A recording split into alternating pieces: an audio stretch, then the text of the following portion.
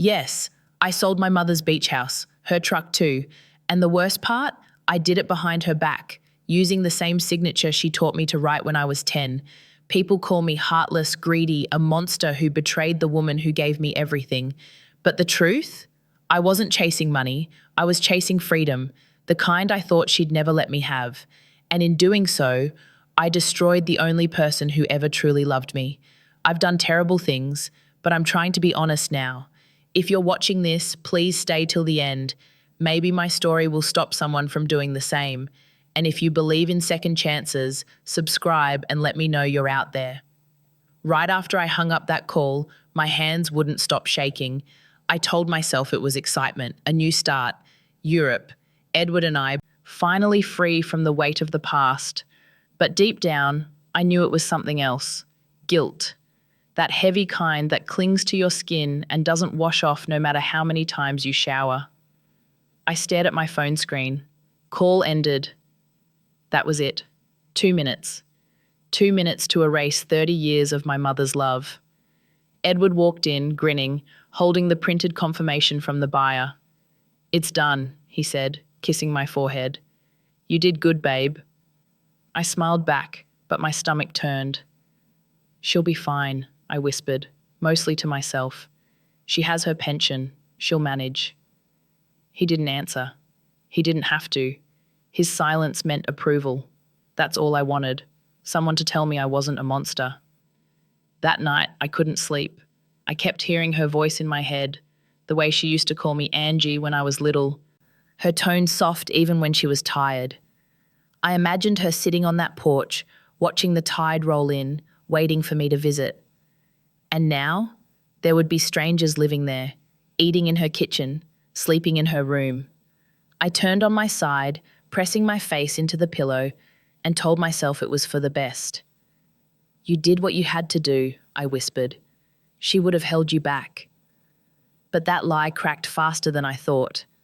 The next morning, when I saw the empty space where her truck used to be, the same one she drove to take me to school every morning, something in me twisted.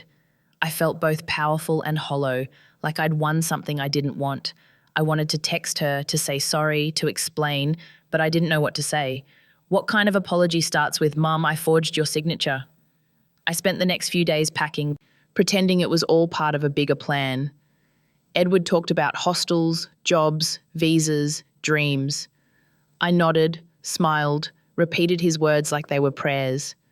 But every time he said freedom, I heard running away. I wasn't sure what I was escaping, my mother, my shame, or myself, maybe all three. At the airport, I watched families hug, cry, promise to call. I didn't have that. I had a boarding pass and a man who didn't even look back to see if I was following. When the plane took off, I thought of her sitting alone in that big house, the sound of waves outside. Did she cry? Did she curse me? Or did she just sit in silence like she always did when she was hurt, quiet enough to make me feel small without saying a word? Somewhere over the ocean, I realized I hadn't even told her I loved her, not once, not in years. I said thanks or see you soon, but never that word. I don't know why. Maybe because I assumed she already knew. Maybe because saying it would have made me too aware of how much I was taking from her. When we landed, Edward grabbed his bag and said, "Welcome to your new life." I smiled because that's what he expected. But inside, I felt nothing, just a dull ache sitting where my heart used to be. It followed me everywhere, to the cheap hotel room, to the foreign grocery store, to the job interviews that went nowhere. I'd scroll through my messages sometimes, half expecting to see her name. But she never texted, not once. She kept her silence, and that hurt more than any curse could have. I started to wonder if this was how punishment really worked, not with yelling or consequences, but with absence. She didn't chase me, didn't threaten legal action, didn't call. She just disappeared from my world, and I was left to face the echo of my choices. At night, when Edward was asleep, I'd open my phone and look at pictures from the beach house, the curtains she sewed herself, the shells we collected when I was a kid, that faded blue couch where she used to read. Every image felt like a wound. I'd close my eyes and see her smile, the one she gave me whenever she handed me something new, a toy, a dress, a chance. And I realized that's what she'd always done. She gave, I took. That was the pattern. Always her giving, always me taking, until there was nothing left to take. I told myself I'd make it up to her once things settled, once I got the job, once I made real money, once I could show her I wasn't a failure, but once never came. Each day made it harder to reach out. Shame grows fast when you feed it silence. And by the time I finally admitted to myself that I missed her, it was already too late to undo the damage. Sometimes I wonder if she knew from the beginning. She's smarter than I ever gave her credit for. Maybe she saw it coming, the sale, the lie, the distance. Maybe she let it happen because she knew I'd never learn otherwise. It's the kind of thing she would do, protect me by letting me fall. That thought kept me awake for months. It still does. Because if she did know, then every tear I shed was part of a lesson I didn't deserve to be taught so kindly. When I look back now, it didn't start with greed. It started with exhaustion. Years of feeling like a guest in my own life. My mother, Antonia Brooks, ran that house like it was a small kingdom. And I was her only heir, the little princess who never had to lift a finger. That sounds lovely until you realize that when everything is handed to you, you never learn how to hold anything steady. I grew up inside the hum of the ocean. Salt on the air, sand in the hallways, wind whistling through the screens. That beach house wasn't just a home, it was her temple. She built her routines around it. Morning coffee on the porch, shell collecting walks at sunset, Sunday dinners where no one was allowed to check their phones. She worked double shifts at the diner to pay it off.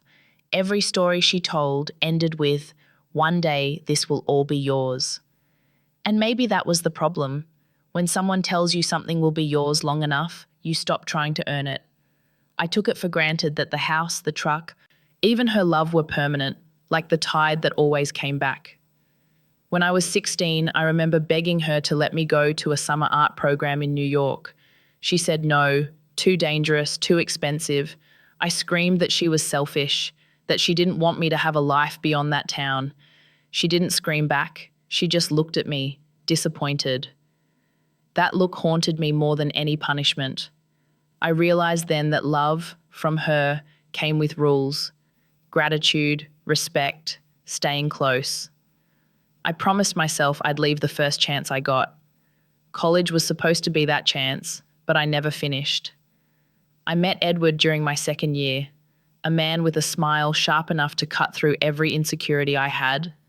He was older, confident, a traveler who said things like, "You've got potential," and "You're too smart to stay small." He made me feel like I was more than Antonia Brooks' daughter. At first, Mum liked him. He was polite, helpful, even fixed the porch light. But soon she saw what I refused to, his restlessness, his hunger for more. She'd watch him talk about investments, startups, and the European opportunity, and her lips would tighten. One night after dinner, she pulled me aside. "Angela," she said quietly, "men like him love the chase more than the home. Be careful." I rolled my eyes. "You just don't like anyone who might take me away from you." That was the first time I saw real hurt in her eyes. Not anger, hurt. But I was too wrapped up in the idea of freedom to care. Over the next few years, the distance between us grew invisible but deep. Calls became shorter, visits less frequent. I started measuring my success by how far I could live without asking for her help. But when my father died, everything collapsed. I flew home for the funeral. The air in the beach house felt heavier, full of things unsaid. Mum looked smaller, quieter. She handed me paperwork saying, "Just in case anything happens to me, you should know where everything is." That's how I saw the power of attorney document for the first time. She signed it so I could handle small legal tasks if she got sick. It wasn't meant for what I did later, but at that moment, it felt like trust.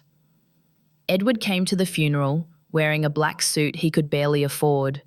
Everyone praised him for being there for me. He saw the house, the land, the truck, and I saw the spark in his eyes when he asked about property values along the coast. Weeks later, he told me about a business partner in Italy. Angela, he said, we could buy in, but we need cash fast. We sell the truck, maybe the house, move overseas. Your mum's not using it much anyway. She's got retirement, she'll be fine.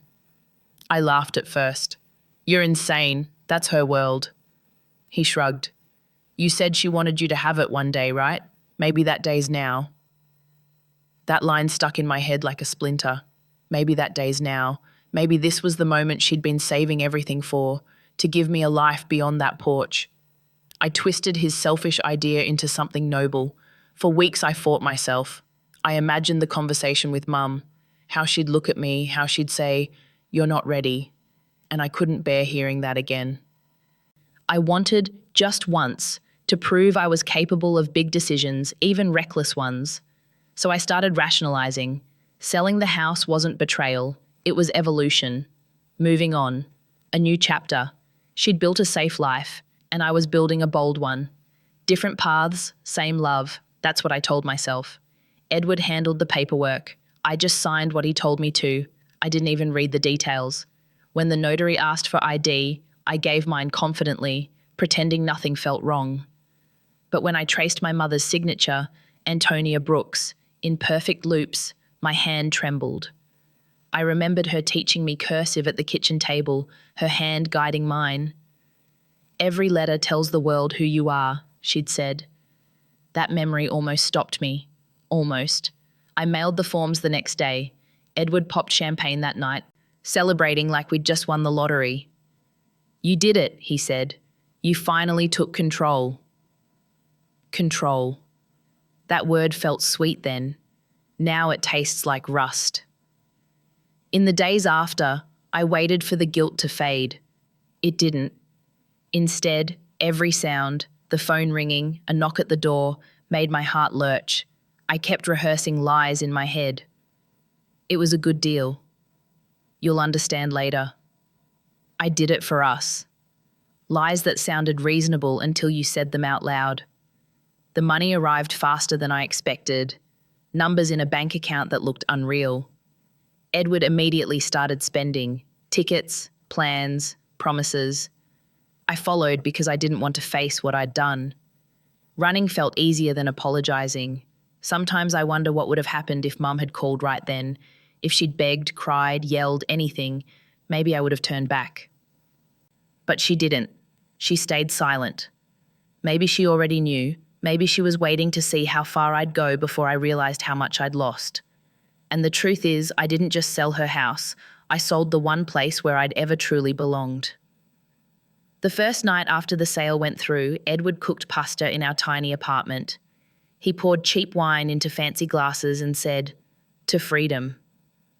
I clinked mine against his, pretending I believed the words still meant something pure. Freedom used to sound like music to me.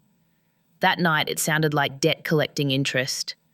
He started talking about visas, business meetings, people he knew in Milan. I didn't understand half of it, but I nodded. He needed me to nod. He needed my belief the way I used to need my mother's. I told myself that was love, trusting someone even when you don't fully understand them. For weeks we planned our new life. Every plan began with, when we get there. When we get there, we'll rent a small flat. When we get there, we'll start over. When we get there, you'll finally be free of her rules. He said it like a blessing.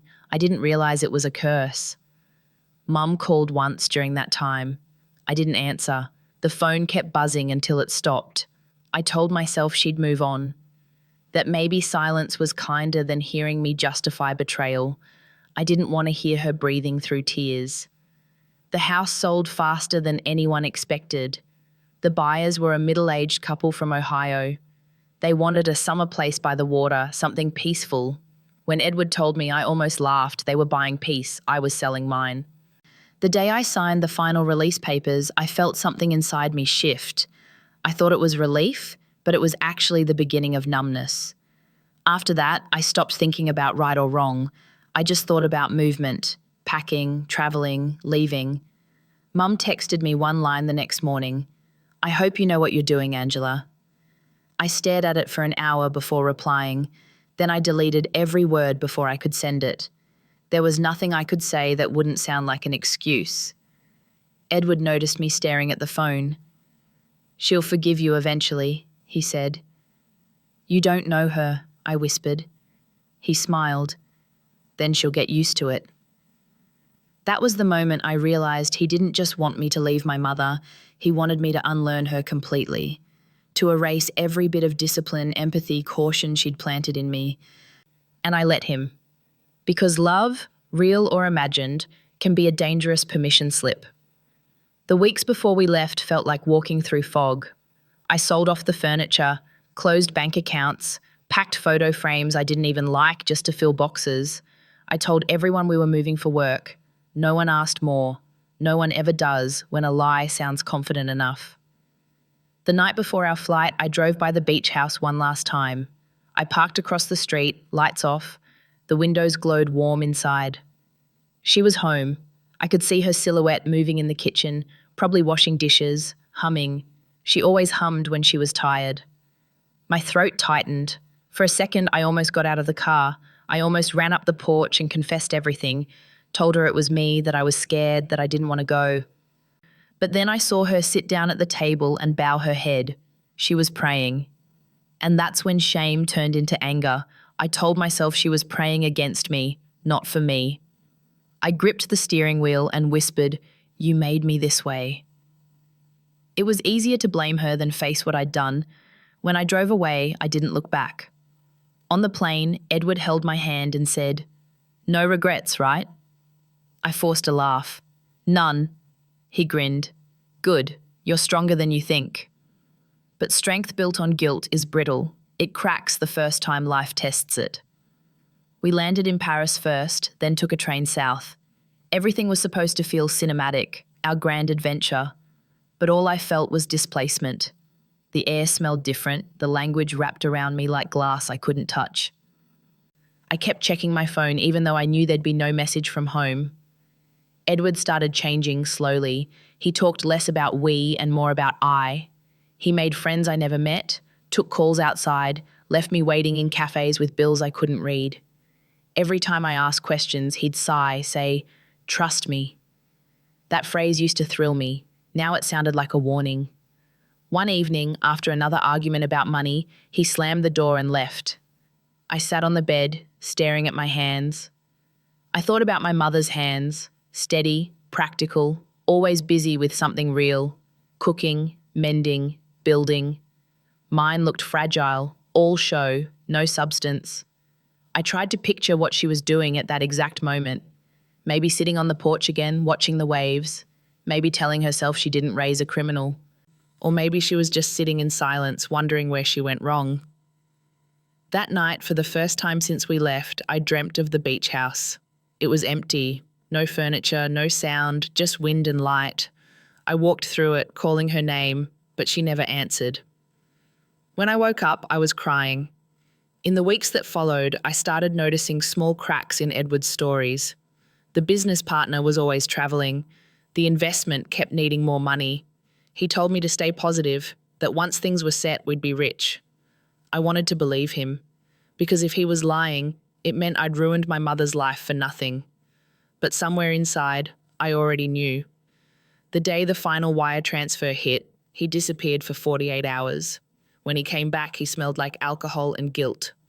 He avoided eye contact and said he'd lost some of the money in a deal gone wrong. I didn't scream. I just nodded. Because screaming would have meant I still believed I had a right to be angry. I told myself it wasn't over.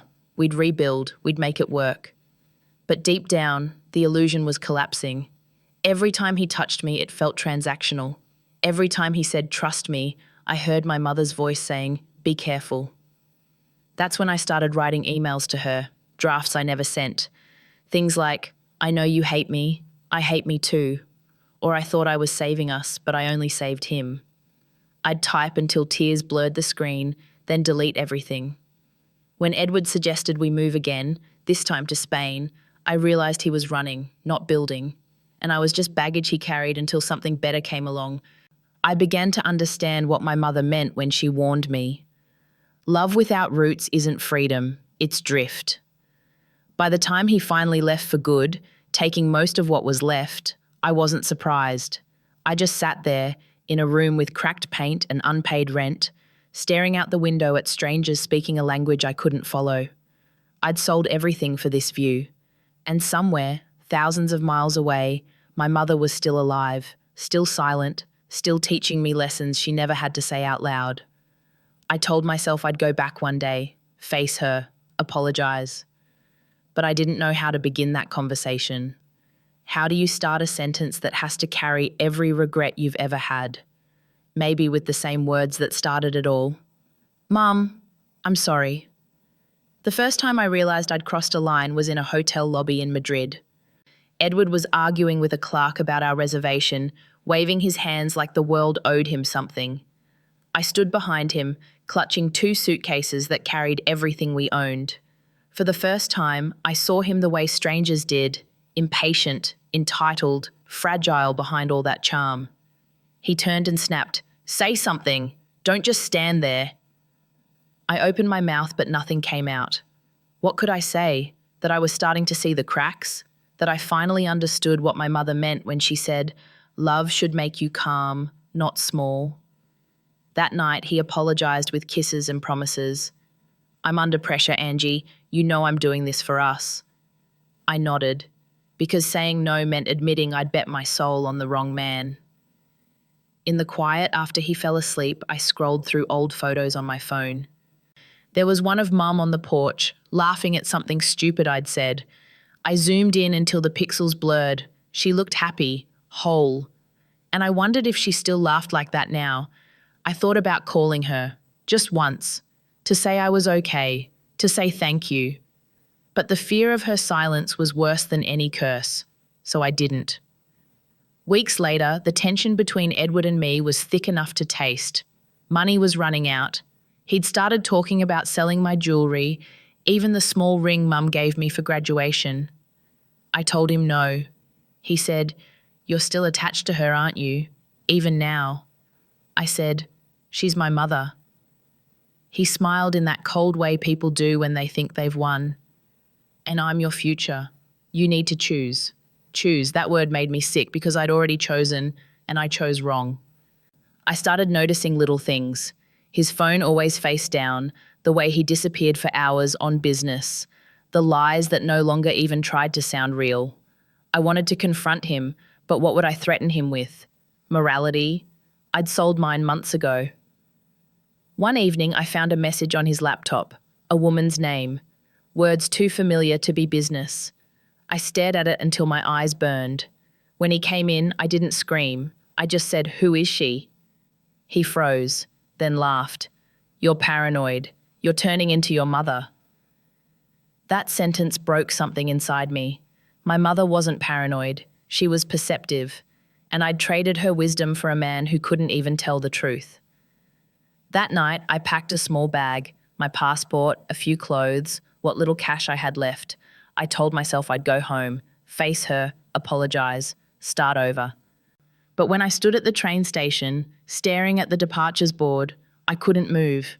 Every destination looked like an escape, not redemption. I was too ashamed to face her, too scared to face myself. So I turned around, went back to the apartment, and unpacked. When Edward came home, I acted like nothing had happened. I made dinner. I laughed at his jokes. I told myself that maybe forgiveness could grow in the same soil as deceit if you just watered it enough. I was wrong. In that moment, I knew I was past the point of return. Not because of what I'd done, but because I'd stopped believing I could still be good.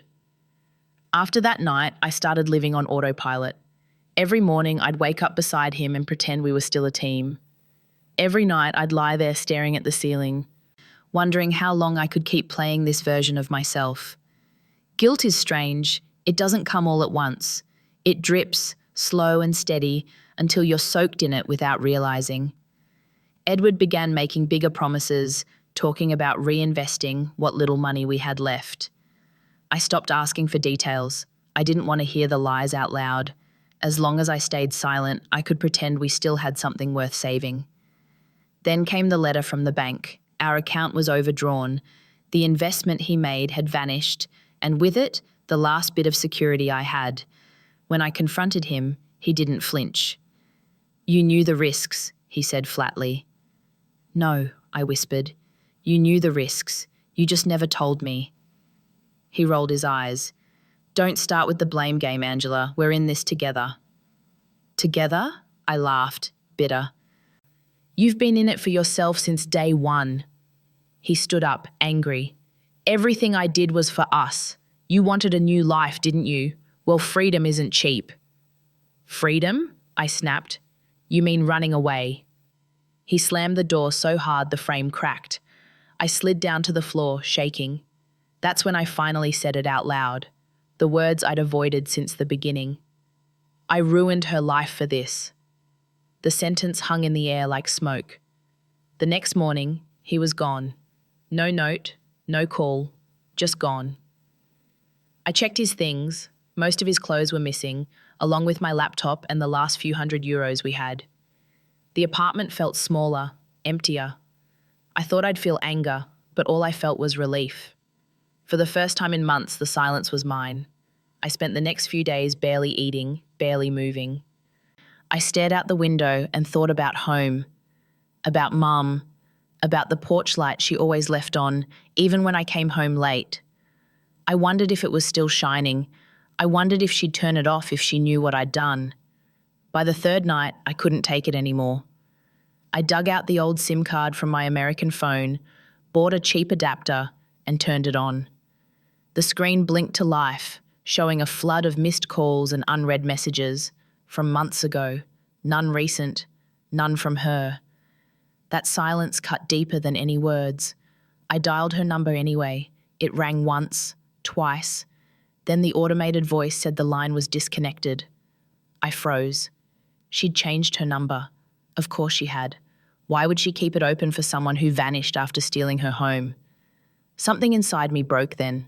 The denial, the excuses, the little walls I'd built to keep myself from feeling the truth, they all crumbled. I'd crossed a line I couldn't uncross, and now there was nothing left to hide behind. I booked a one-way flight home that night, using what little credit I had left. I didn't tell anyone. I didn't even tell myself it was for forgiveness. It was just gravity. Every lie I'd told had finally pulled me back to the place I betrayed. On the flight, I couldn't sleep. I kept replaying memories, Mum brushing my hair before school, her laughter echoing down the hall, the way she'd squeeze my hand during thunderstorms. Each one felt like a ghost sitting beside me. When I landed, I didn't go straight to her. I couldn't.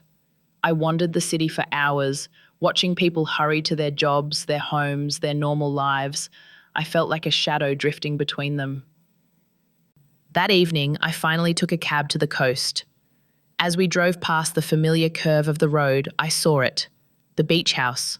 Or what used to be ours. New paint, new mailbox, strange cars in the driveway. The porch light was still there, but it didn't feel like mine anymore. I sat in the back seat, frozen, as the cab driver asked, "You getting out, ma'am?" I shook my head. "Not here. Keep going." We drove past, and I caught one last glimpse of the ocean through the window. For the first time, it didn't look peaceful. It looked endless, like a mirror that showed you exactly who you were, whether you liked it or not. That night, I rented a small room near the diner where Mum used to work. The walls smelled like bleach and loneliness. I lay on the bed, staring at the ceiling fan spinning slow circles, and thought, this is what freedom really feels like. Empty. And that's when I knew I couldn't run anymore. I had to face her. Even if she never forgave me, even if she didn't want to see me, I owed her that. I owed myself that. The next morning, I set out to find her. When I finally stood in front of the diner's glass door, I almost turned around.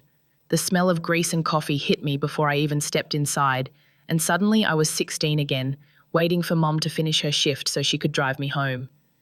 That door used to open to comfort. Now it opened to shame. Inside, everything looked the same.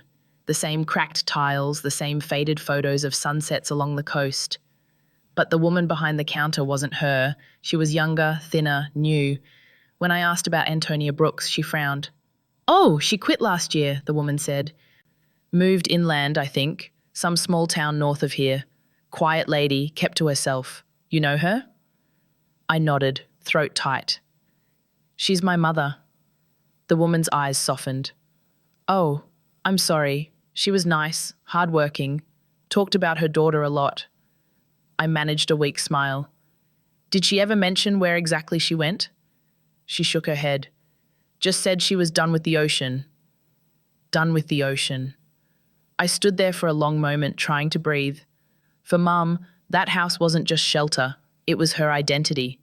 If she'd left the ocean, it meant she'd left the version of herself that believed in me. I left the diner with nothing but a paper cup of coffee and a name the waitress remembered, Mr. Peterson. The lawyer who'd helped Mum sell the house. He might know where she was. When I showed up at his office, the receptionist looked at me like she'd seen a ghost. You're Antonia's daughter, she said quietly. She told us not to give out her address to anyone, but maybe you should wait here. I sat in that waiting room for what felt like forever. My reflection in the glass looked older than I remembered, tired, drained. When the lawyer finally came out, he didn't look surprised. Angela, he said softly, motioning for me to follow. I wondered when this day would come. His office smelled like paper and regret. He poured water into a glass and slid it across the desk. Your mother's been through a lot. I nodded, staring at my hands. So have I. He sighed. She never pressed charges. She could have, but she didn't. Do you know why? I shook my head. Because she said losing you once was punishment enough. The words hit me like a slap. I swallowed hard. Do you know where she is now? He hesitated, then opened a drawer, pulling out a folded piece of paper. She left this, said if you ever came back, I should give it to you. I reached for it, but my hands were trembling too much to unfold it. He pushed a box of tissues closer.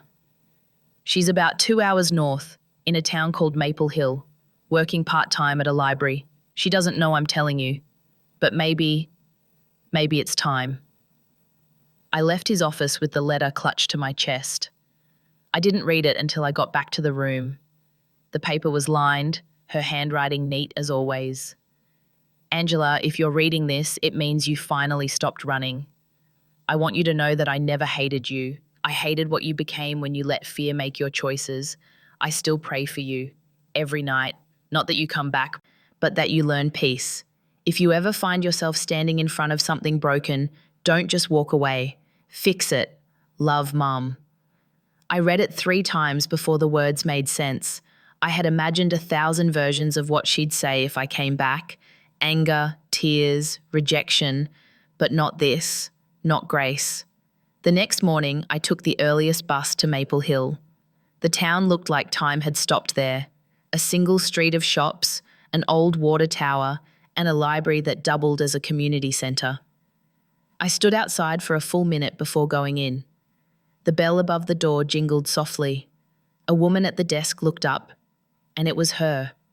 Her hair was greyer, tied back in a loose bun. There were lines around her eyes that I hadn't seen before. But it was her, my mother. She froze when she saw me. The air felt heavy with everything we hadn't said. "Hi, Mum," I whispered. She didn't speak, not for a full 10 seconds. Then she set her pen down carefully, walked around the counter, and stood in front of me. "Angela," she said, voice calm, "you look tired." That's all, not how could you or why did you. Just that simple observation, heavy with meaning. "I came to say sorry," I said. "I know it's late." She nodded slowly. "It's never too late to tell the truth, but it's too early to expect forgiveness." That hurt, but it was fair. We sat in the back room, surrounded by shelves of books. She made me tea the way she always did when I was upset. For the first time in years, I felt small again, like a daughter, not a criminal. "I thought I was saving us," I said quietly. "I thought if I could just prove I could build a life without you." She interrupted gently. "You didn't have to prove anything, Angela. You just had to be kind." Her words landed like truth always does, soft and brutal at the same time. "I'm working now," I said, "trying to start over." It's not much, but I'm doing better. She nodded. Good. That's all I ever wanted, for you to live right. We didn't hug, we didn't cry, we just sat there, two women bound by blood and regret, sipping tea that tasted like both warmth and distance. When I left, she didn't ask where I was staying, she didn't invite me over, but as I reached the door, she said, "Come back next week. There's always work to do here." It wasn't forgiveness, but it was a beginning. That night, back in my room, I lay awake replaying her words. I thought forgiveness was something you received, but maybe it's something you earn, piece by piece, by showing up, by staying, by not running anymore. And for the first time in a long time, I wanted to stay. The following week, I went back to the library like she'd asked. I didn't know what I expected, maybe a smile, maybe a sign that she'd forgiven me overnight. But when I walked in, she just pointed to a cart full of books. "Shelve these," she said. So I did. No lecture, no warmth, no hostility, just quiet work. The sound of pages sliding into place became the soundtrack of my penance. For days, we barely spoke beyond what was necessary. She gave instructions. I followed them. I learnt to keep my voice low, my eyes open, my pride down. Every time our hands brushed when we passed books to each other, something inside me twisted. I wanted to say thank you, sorry, I love you, all at once. But she wasn't ready to hear it, and I wasn't strong enough to force it. The regular visitors started recognizing me, the old ladies who came for romance novels, the high school kids doing homework, the man who always asked for local newspapers from 20 years ago. They'd smile politely, unaware that I used to own a house by the ocean and threw it all away. Sometimes, after closing, Mum would sit by the window, balancing the register. I'd linger by the doorway, waiting for her to say something. Eventually, she did. "Edward?" she asked one night, not looking up from the ledger. "Gone," I said simply. She nodded. Good. That was it. No pity, no "I told you so." Just that single word, good, like closing a chapter. Over the next months, something shifted between us. It wasn't forgiveness yet, but it was cooperation. We shared space without tension. She let me stay in a spare room behind the library, just a cot, a desk, and a tiny window that faced the trees. I didn't complain. After everything I'd taken, it felt like luxury. Work became my redemption. I started showing up early, fixing small things she never asked me to fix, tightening hinges, cleaning windows, reorganizing shelves. People noticed. They'd thank me and I'd smile, not because I was proud, but because it felt good to be useful again. One rainy afternoon, a woman came in with her little boy, asking for children's books. I recognized the exhaustion in her face, the kind that comes from trying to hold a life together. I helped her find a few titles and told the boy he could keep one of the bookmarks I'd made from recycled paper. His eyes lit up. After they left, Mum said quietly, "You've always been good with kids." I froze, surprised by the softness in her tone. "I got that from you," I said. She didn't answer, but I caught the faintest smile before she turned away. It was small, but it meant more than any apology could. Weeks turned into months. The rhythm of small-town life became a kind of healing, slow, repetitive, honest.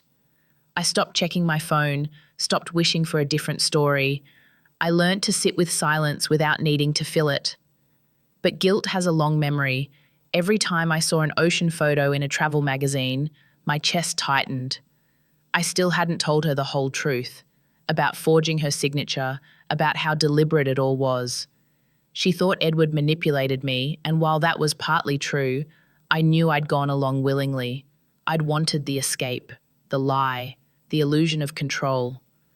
One night, I couldn't take it anymore. I found her locking up the back door and said, "Mum, there's something I need to tell you." She looked tired. "It's late." "I know, but please." She sighed, leaned against the counter and crossed her arms. "Go on." "I didn't just sell the house because of him," I said. "I wanted to. I wanted to prove I could survive without you. I told myself it was independence, but it was pride. I forged your signature. You didn't lose that house. You were robbed. By me. Her eyes closed slowly, like she was trying to breathe through the sting. When she opened them again, they weren't angry, they were sad. I know, she said quietly. I blinked. You knew? She nodded. Mr. Peterson showed me the paperwork. The handwriting was perfect, but not perfect enough. I recognized the tremor in your A. You always hesitated before finishing a word. I couldn't speak. My knees felt weak. Why didn't you say anything? She exhaled. Because you wouldn't have listened, and because I wanted you to see what your choices looked like from the other side. Sometimes pain teaches what love can't. Her words broke me. I started crying right there in the empty library, ugly, uncontrollable sobs that I'd been holding in for years. I'm sorry, I choked out. I'm so sorry, Mom. She reached out, hesitant, then placed a hand on my shoulder. It wasn't a hug, but it was mercy. Sorry is a start, she said softly. But don't say it to feel better. Say it to become better. From that night on, everything changed. Not dramatically, but quietly. We started eating dinner together in the back room. She taught me how to balance the library accounts. Sometimes we'd walk home together and she'd tell me small stories about the town, nothing deep, just fragments of a life rebuilt. I realized she wasn't just forgiving me, she was showing me how to live again. I picked up a part-time job at a bakery down the street. Waking up at 4 a.m. to knead dough, coming home with flour on my hands, it was humbling. But I liked it. It felt real. For once, I earned what I had. Every paycheck, I set aside a small envelope labeled Repay. It wasn't much, just a few dollars at a time, but it gave me a sense of purpose. When I finally told her about it, she shook her head. You don't owe me money, Angela. Yes, I do. No, she said firmly. You owe yourself a clean conscience. That's harder to earn than cash. She was right. One evening, after closing, we sat outside the library steps watching the sunset bleed across the sky. It reminded me of the beach, gold melting into pink, the same quiet ache in the air. Do you miss it? I asked. The ocean? She smiled faintly. Sometimes. But peace doesn't live in a place. It lives in people. Once I lost that house, I realized I hadn't lost everything, just what I was ready to let go of. Her words sank deep. For the first time, I understood what freedom really meant. Not running away, not proving anything, just being still and honest in the life you've chosen. That night, I wrote in my journal for the first time since everything happened. I didn't write about guilt or loss. I wrote about gratitude, about the way she still made tea the same way, about how forgiveness isn't a door that swings open, it's a slow creak that takes both hands to push. And somewhere between the ink and the tears, I realized something simple. I hadn't just ruined her life, I'd interrupted it. And now I was learning how to stay long enough to help rebuild it. It happened on a Tuesday morning, the kind of day that pretends to be ordinary until it isn't. I was restocking the front shelves when Mr. Peterson walked into the library. He looked older, heavier around the eyes. Mom was behind the desk. The second she saw him, she stiffened. Antonia, he said softly, we need to talk. She glanced at me, then nodded toward the back office. Come in. I froze where I stood. Something about his tone made my stomach tighten. I started to follow, but she said, without turning, Stay here, Angela. So I waited, pretending to tidy books while every nerve in my body strained to catch a word, a sound. I could hear their muffled voices through the door, low and tense. Then suddenly Mom's voice rose, sharp, controlled but shaking. You didn't tell me it was this bad, she said. A pause. Then Mr. Peterson again. She deserves to know. If we don't act now, she'll lose everything left in her name. The blood drained from my face. Lose everything left? What did that mean? I pushed open the door before either of them could stop me. What's going on? I asked. Mr. Peterson looked at me like a doctor about to deliver bad news. Angela, do you remember the second account Edward opened under your name? My throat closed. Yes. What about it? It wasn't just under your name, he said quietly. It was also under your mother's, because of the power of attorney you used years ago. He's been using that to secure loans, large ones, against her credit. I felt the room tilt. No, that can't be. I cancelled everything after. He cut me off gently. Not all of it. The bank's been trying to contact you both for months. They're moving toward legal action. If we don't clear this up, your mother's retirement could be seized. For a long moment, I couldn't breathe. The sound of the rain outside blurred into static. I'll fix it, I said finally. I'll take responsibility. Mom was silent. When I turned to her, her face looked carved from stone. You forged my name once, she said. Now you'll sign it again, but this time to admit what you did. Her voice wasn't angry. It was colder than anger, steady, surgical. We drove to the law office together. The silence in the car was unbearable. I wanted her to yell, to say something that would make me feel small, because small meant forgiven. But she said nothing. Only her hands, gripping the wheel, told me how hard she was fighting to stay calm. At the office, I signed the declaration. My hands shook so badly the pen slipped twice. The clerk didn't meet my eyes. When it was over, Mr. Peterson handed me a copy and said, "This will help clear your mother's record, but it might take time." "Do whatever it takes," I said, "even if it ruins mine." Mom turned to leave, but I stopped her. "Wait, please. I didn't know he'd done that. I thought—" She cut me off. "You thought you could control damage while living in the wreckage. That's not how life works." We walked out into the drizzle. The world looked grey, washed out, like even the sky didn't want to see us.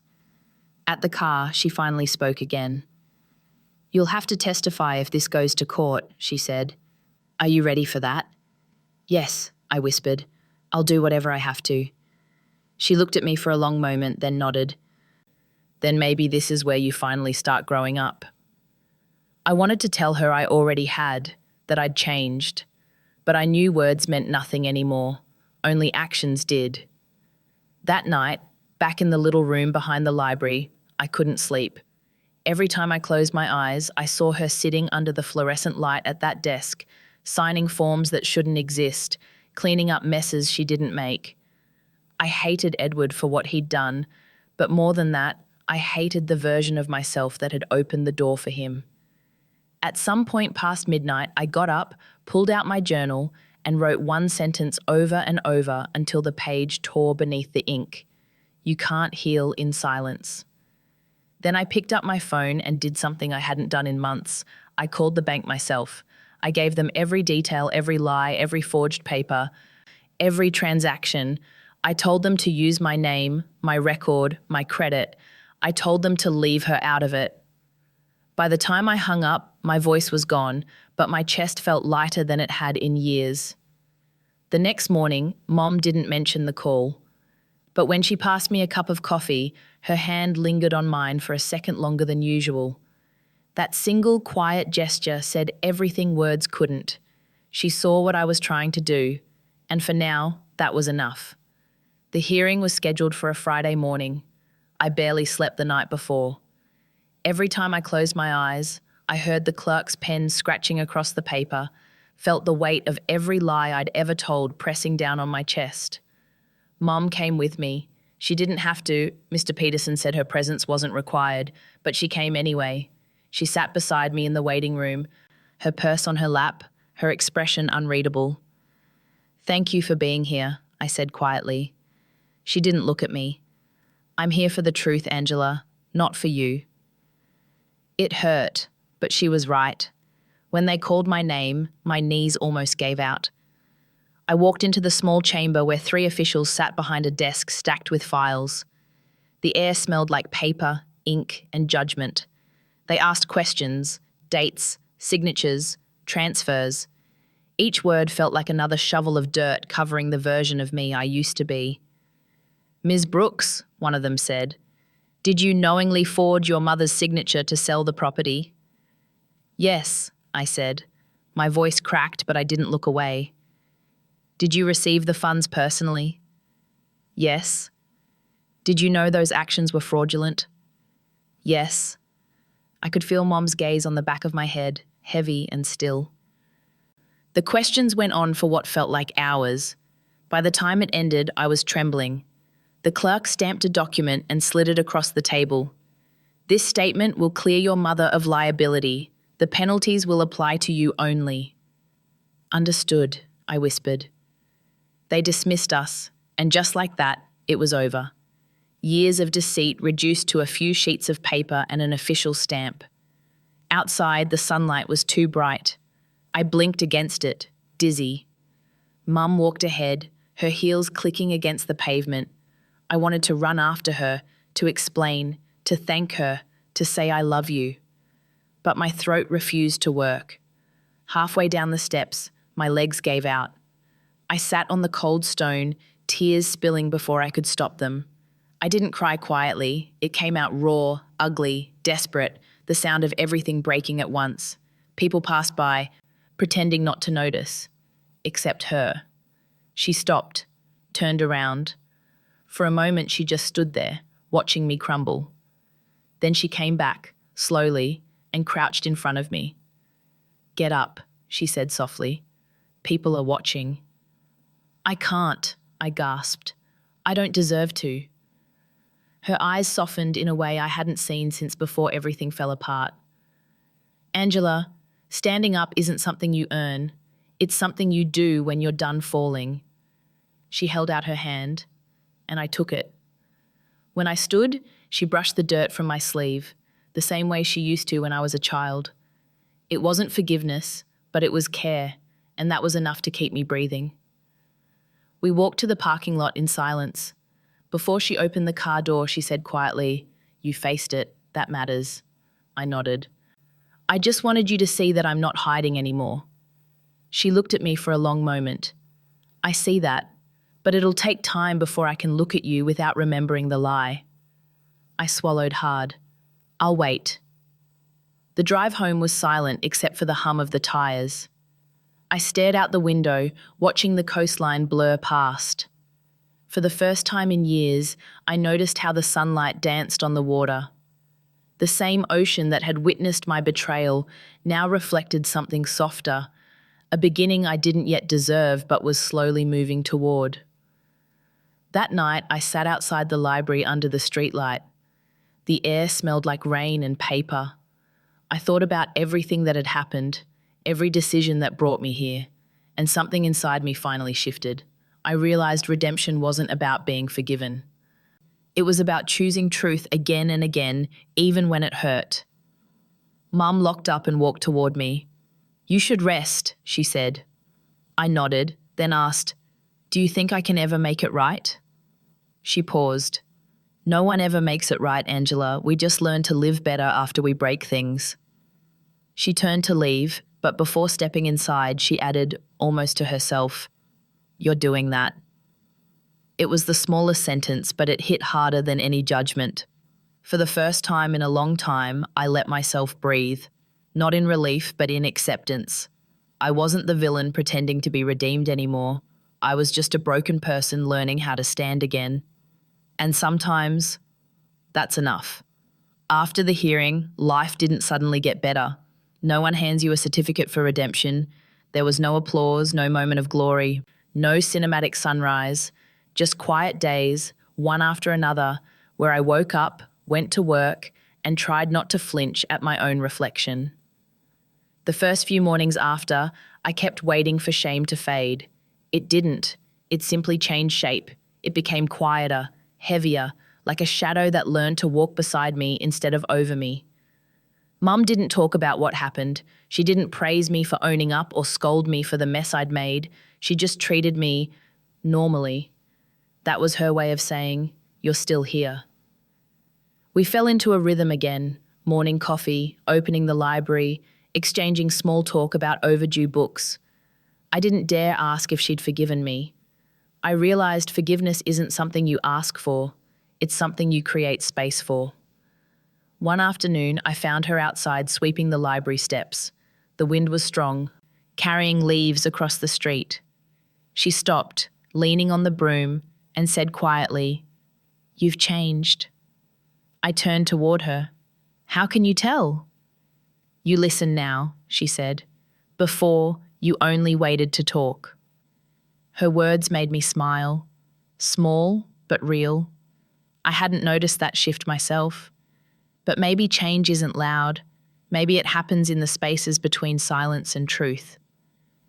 Later that week, she asked if I wanted to come with her to the beach. The beach. I hadn't been near the ocean since everything happened. The idea made my chest tighten. But I said yes. We drove in her old sedan, the same one she'd driven when I was a teenager. The seats still smelled faintly of salt and vanilla. As we reached the coast, I felt the air thicken with memories. The road curved, and there it was, the shoreline, the horizon, the sound of waves colliding like they were arguing with the world. We parked near a public walkway, not in front of our old house. I couldn't look at it yet, but close enough to feel its ghost. We sat on a bench overlooking the water. Neither of us spoke for a long time.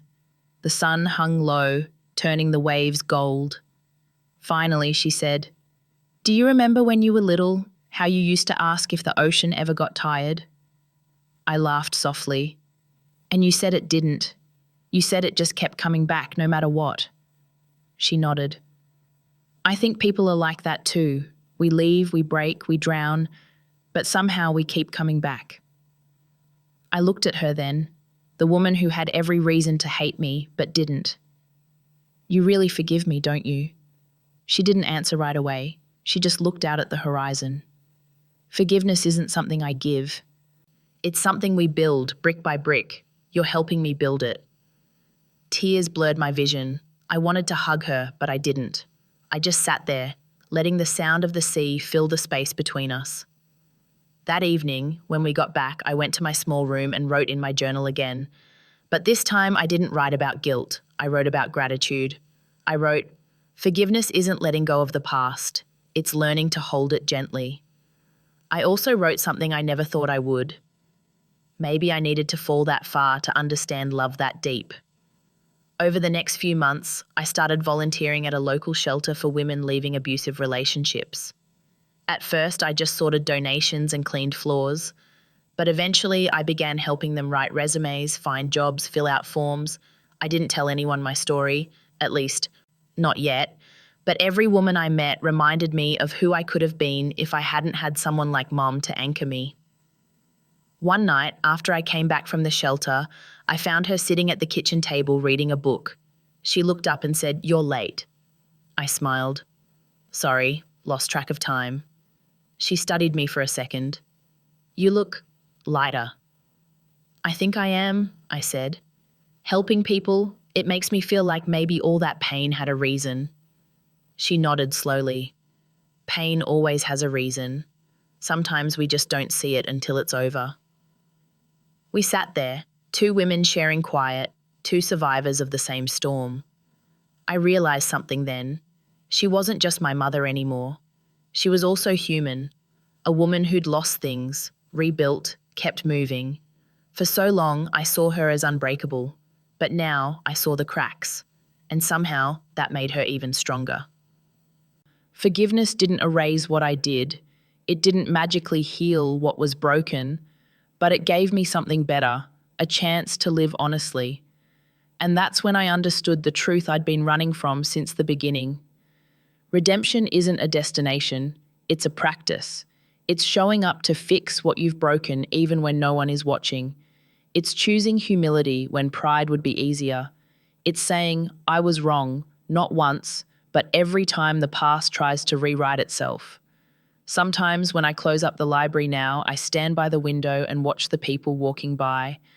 Mothers holding hands with their kids, teenagers rolling their eyes, ordinary lives moving forward.